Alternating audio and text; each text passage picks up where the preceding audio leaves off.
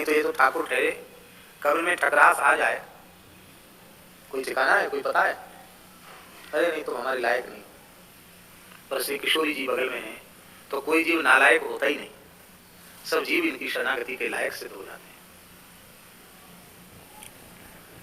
इंद्र का पुत्र जयंत कौआ बनकर आया और उसने बहुत बड़ा अपराध किया, सीता जी के चरणों में ही प्रहार नहीं किया। वाल्मीकि महर्षि तो लिख रहे हैं विददार स्तनांतरे, इसने अपनी चोंच और पंजों से श्री किशोरी जी के वक्षस्थल पर प्रहार किया, उससे घाव हो गया, उससे रक्त के कण प्रभु के ऊपर गिरे, तब भगवान की निद्रा भंग हुई। कितना बड़ा भारी अक्षम्य अपराध इस दुष्ट ने किया। लेकिन राम जी उठे और तनिक उनकी भ्रुकुटी टेढ़ी हुई और पूछा कि ये क्या हुआ? तो किशोरी जी ने कहीं ये उसे दंड न दें, क्योंकि अभी तो मेरा पुत्र ही है। इस करुणा के कारण उन्होंने जयंत का नाम नहीं लिया। ये तो मेरे पे दया करने वाला था। राम जी ने कहा कौन, किस दुष्ट ने ये अभद्रता की, दुस्साहस किसने किया? ये बोला काऊ काऊ। अच्छा, अपराध फिर सीना जोड़ी। अब वहां धनुष्बाण नहीं था, क्यों नहीं था धनुष्बाण?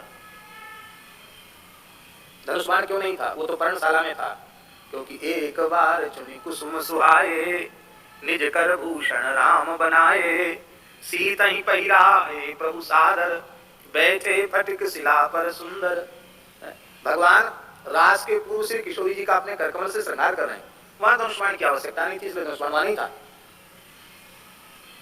अत्यंत मधुर लीला हो रही है, इसलिए धनुष्बाण वहां नहीं था।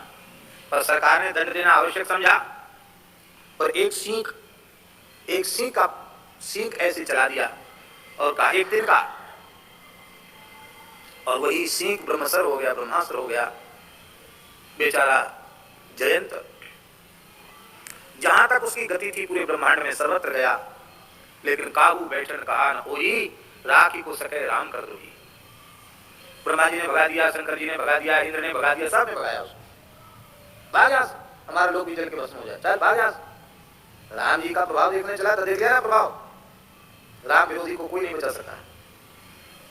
नारद जी को तो वो चित्र में नहीं देता था, वो सोचता था बाबा जी तो रोज आते हमारे पिताजी के दरबार में, नारद जी के प्रति इसकी कोई महत्व बुद्धि नहीं थी। लेकिन नारद देखा विकल जयंता, लाग दया कोमल चित्त संता। जयंत ने नारद जी को नहीं देखा, नारद जी ने जयंत को देखा और उनके हृदय में दया आ गई, क्योंकि संत हृदय नवनीत समाना, कहु कविन पर कहु न जाना, निर्प्रताप द्रवे नवनीता, पर दुख द्रवहि संत सुपुनीता। नारद जी द्रवित हो गए, भैया जयंत कहाँ जा रहे हो? व्याकुल। उसने कहा अरे महाराज आप क्या पूछोगे, मैं जल जाऊंगा। अरे बताओ तो सही। राम जी का प्रभाव देखने गए थे ना चित्रकूट में, प्रभाव तो देख लिया, लेकिन एक चीज देखना बाकी है, स्वभाव। प्रभाव तो ये पूरे ब्रह्मांड में तुम्हें कोई बचाने वाला नहीं, अब स्वभाव देखो कैसा स्वभाव है। काबे अपनावेंगे, हमने अक्षर में अपराध किया है। अरे तुम जाकर देखो तो सही, अस स्वभाव कहूं सुनऊ न देखूं, के खगेश रघुपति समलेखूं। कैसा स्वभाव है। ये गया, सो जाओ बाबा, जाओ। अरे बाबा सो जाओ, ऐसे बैठो सीधे आंख खोल के।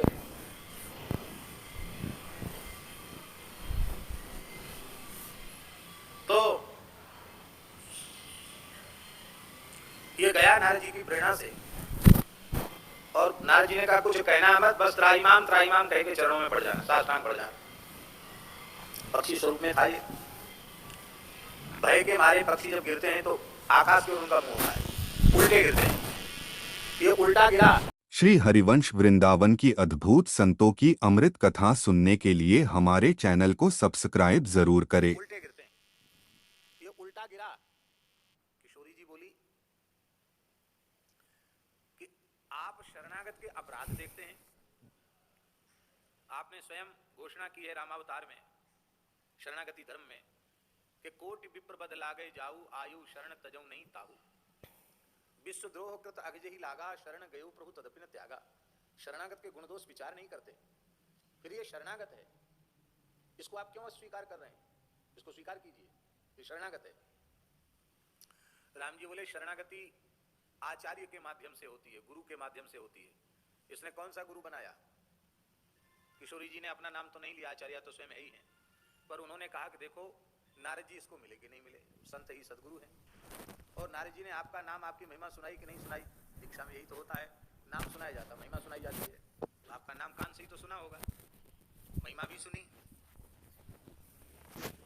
बोले ऐसे थोड़ी होता है कि चलते चलते सुन ले तो दीक्षा होगी। बोले नहीं, पूरा पंच संस्कार संपन्न वैष्णव है।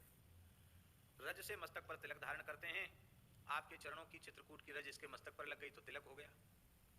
तुलसी मेरा ही अंश है, स्वरूप है, मैंने इसका कंठ पकड़ लिया तो इसका तुलसी संस्कार हो गया। मेरी उंगलियों में धनुर्वाण शंख चक्र आदि के चिन्ह हैं, मैंने इसका स्पर्श कर लिया, इसकी छाप संस्कार हो गया। इसके तो सारे संस्कार हो गए, इसको तो आपको अपनाना ही पड़ेगा। राम जी बोले कि अपना तो लेंगे, तुम कह रही हो तो अपना लेंगे, पर मेरा अपराध करे तो मैं क्षमा करूं, ये तो तुम्हारा अपराध है। हमारा अपराध? मेरा अपराध? ये कैसी बात आप कर रहे हो? अरे आपको पता नहीं इसने कितना भयंकर अपराध किया, आपके पयोधर को प्रहार करके क्षत विक्षत कर दिया। किशोरी जी के नेत्र भर आए। बोले आप जगत के पिता हैं, अनंत कोटि ब्रह्मांडों के पिता हैं, तो मैं अनंत कोटि ब्रह्मांडों की माता हूं कि नहीं? और ये मेरा पुत्र है कि नहीं? आपको पता नहीं है, कुपुत्र हो जाए तो कुछ दपि कुमाता न भवती।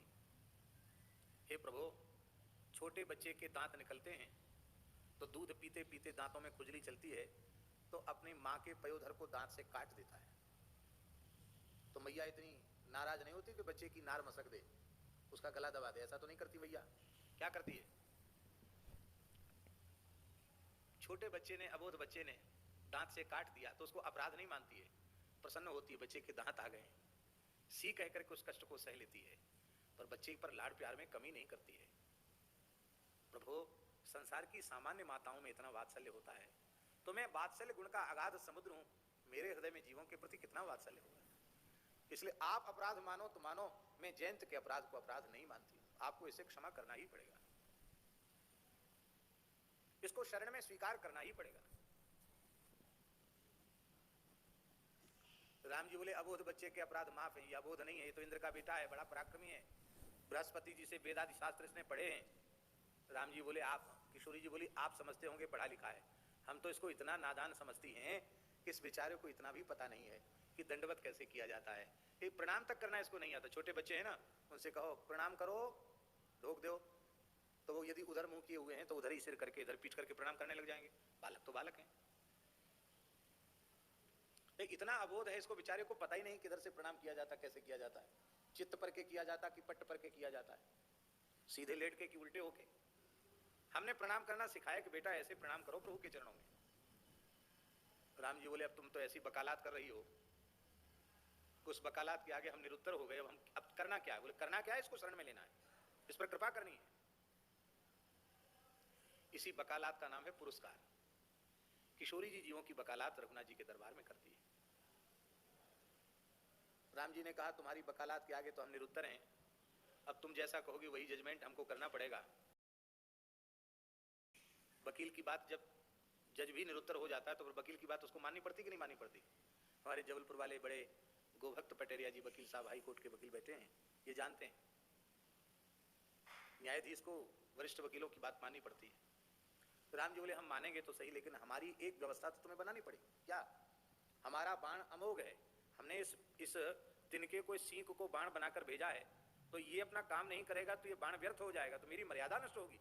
मर्यादा पुरुषोत्तम की मर्यादा नष्ट हो, ये कैसे? इसको तो तुम्हें बचाना पड़ेगा। जानकी जी बोली वो तुम्हारा विषय है, हमारा विषय नहीं, हमारा विषय केवल इतना है, इसको मुलजिम मत मानो, इसको शरणागत भक्त मानो, इसको स्वीकार करो। राम जी बोले जी बढ़िया बात हुई, हमने अपने विषय के लिए कहा तो कहीं आपका विषय है, आप जाओ, आप न्यायाधीश हो, क्योंकि राम जरो के बैठ के सबका मुजरा ले, जाकी जैसी चाकरी बाकू बैसोई दे। आप मुजरा लेते हो, आप सबके साथ न्याय करते हो, आप करो, आपकी व्यवस्था है, उसमें हमारा हस्तक्षेप नहीं है, लेकिन इसके लिए तो मेरा पक्षपात है, इसको तो आपको स्वीकार करना ही पड़ेगा।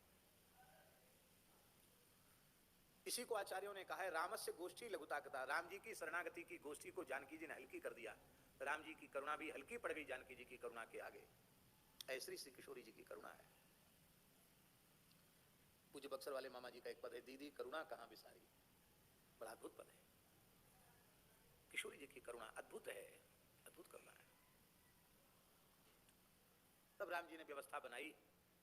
वाल्मीकि में लिखा है हिनस्तिस्म सदक्षिणम, उस कौए का एक आंख, एक नैन कर तजा भवानी, एक नेत्र उसने भगवान ने बाण से उसका फोड़ दिया, तो बाण किसी अंश में चरितार्थ हो गया।